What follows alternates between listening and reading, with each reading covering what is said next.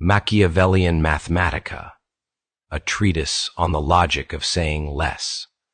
Sometimes it's just a way easier to know a whole bunch of nothing about nothing, even if I do happen to know a little bit of nothing about something. This line, for all its meandering surface and aw shucks delivery, contains more hidden reasoning than most treatises on logic.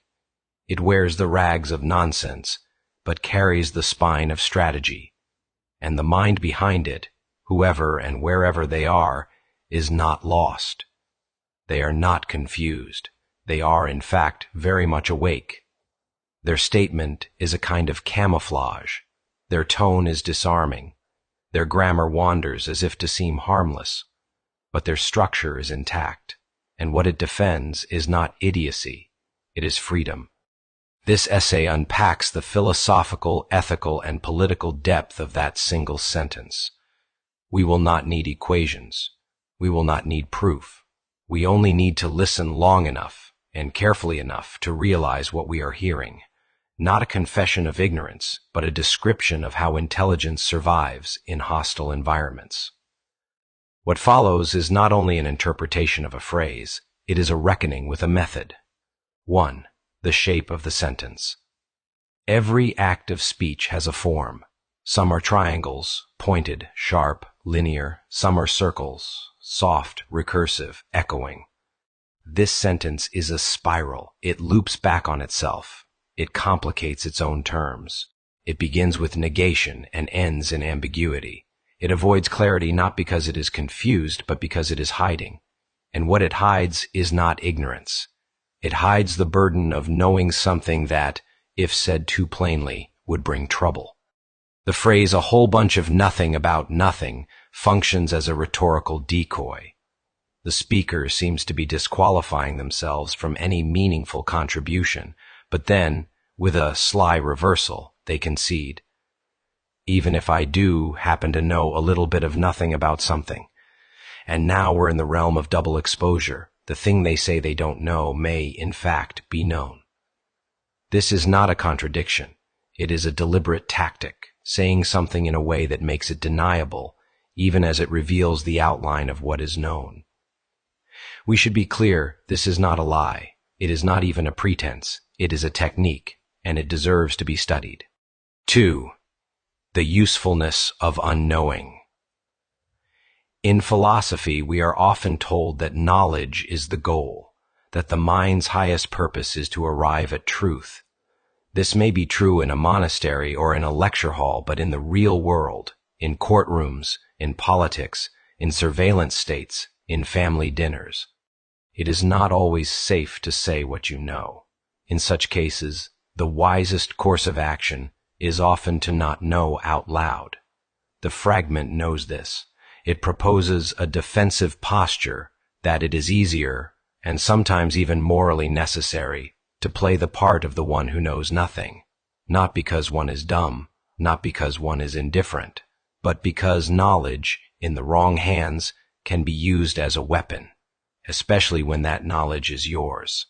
What is at stake is not simply information, but exposure. To say you know something is to make yourself legible. To be legible is to be usable by others for their purposes. And so the speaker of this fragment chooses a third way between candor and deceit. They choose to fold what they know into a form that no one can pick apart. They carry their knowledge like a stone in the mouth. 3. The genius of the mask. Throughout history, the wisest among us have often worn masks, not because they were false, but because the world was too eager to consume or punish their truth. Socrates claimed ignorance as a tactic. I know that I know nothing. But he did know something, namely, that the pretense of knowledge in others was more dangerous than open ignorance in himself. His irony protected him, until it didn't. Lao Tzu, the legendary Chinese sage, spoke in riddles. He did not argue. He drifted. He let the words fall like leaves, slow, suggestive, never rigid. His silence was his strength. Jesus spoke in parables. He said, He who has ears, let him hear, knowing that not everyone could hear. Not because they were deaf, but because they were armed. And those who are armed will use your truth against you, unless you hide it in story. This fragment belongs to that same tradition. It is a piece of disguised clarity. It does not abandon the truth. It protects it. 4. The weight of what can't be said. It is a hard thing to live with knowledge that cannot be shared. Ask the whistleblower. Ask the trauma survivor. Ask the therapist, the soldier, the father who sees too much and cannot speak freely without unraveling the very structure he's trying to hold together. There are truths that, if said in the wrong way, at the wrong time, in the wrong place, will do more harm than good. And so the bearer of such truths learns to carry them with a kind of moral silence, not the silence of indifference, but the silence of knowing that speaking would destroy something sacred.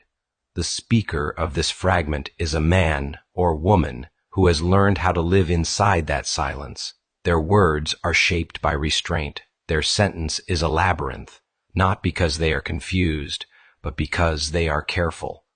We live in a time of rapid speech and brutal clarity, but there is still such a thing as wisdom. And wisdom sometimes looks like nonsense, especially to those who demand slogans instead of sentences. 5. Strategic self-erasure. When a man says, "I don't know nothing about nothing," it is tempting to laugh. The grammar doubles back on itself. The logic seems empty, but listen closer. This kind of phrasing, especially common in Southern American speech, is not just linguistic laziness. It is often a way of saying something without becoming accountable for it. There are regions and families and histories where to know something is to be enlisted or interrogated or punished. In such places, I don't know nothing is not stupidity. It is self-protection. It is the mouth learning to defend what the heart cannot afford to expose.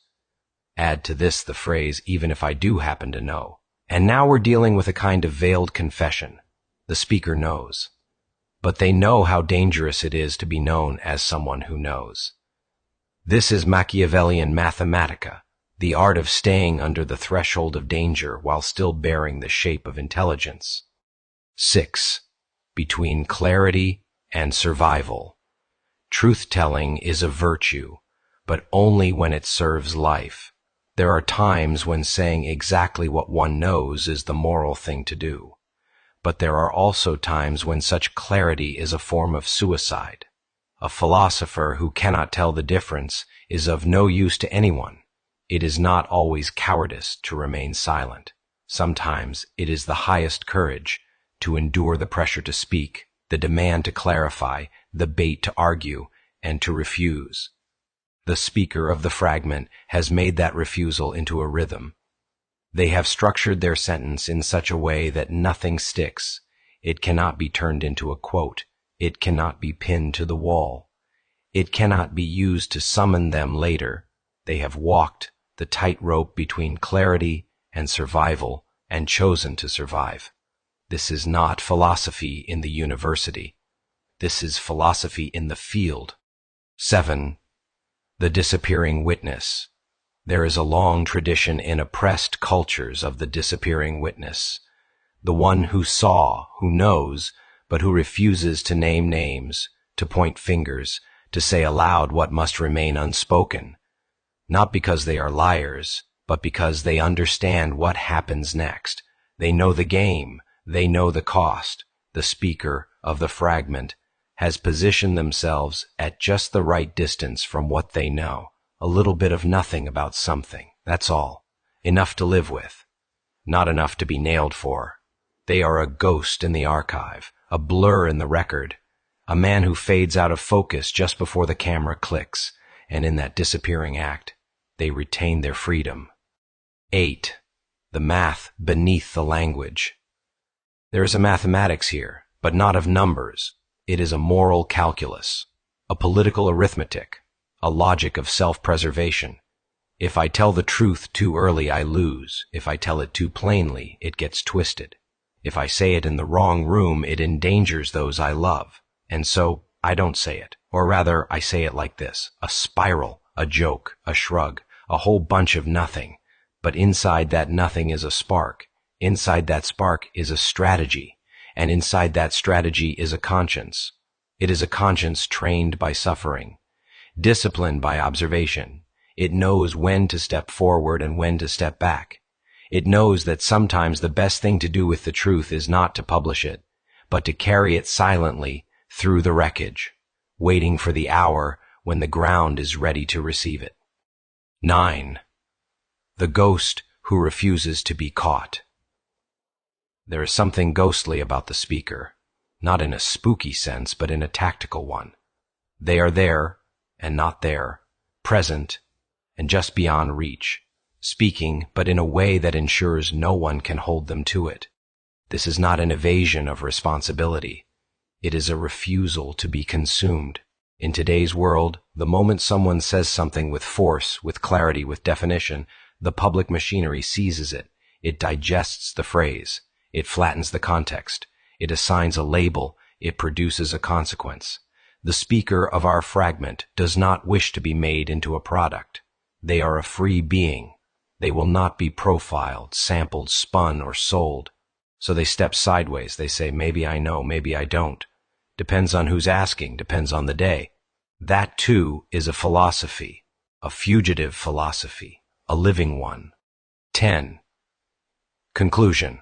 The philosophy of not saying too much. If we have learned anything from this fragment, it is this, that the refusal to speak plainly is not always a defect. Sometimes it is a strength. Sometimes it is the only path left for those who want to keep their truth alive without handing it over to the engines of distortion. Machiavellian Mathematica is not just a clever phrase. It is a description of a discipline. The discipline of thinking carefully, speaking lightly, and carrying wisdom through dangerous territory without being caught. The speaker knows what they're doing. They know the roads are watched. They know that clarity invites conflict. And so they move with shadows. They speak with riddles. They survive. And they smile, maybe just a little, when someone mistakes them for a fool. But those who have lived long enough and seen enough will recognize them. They are the ones who know exactly what they're doing, and they know a little bit of nothing about something. Enough.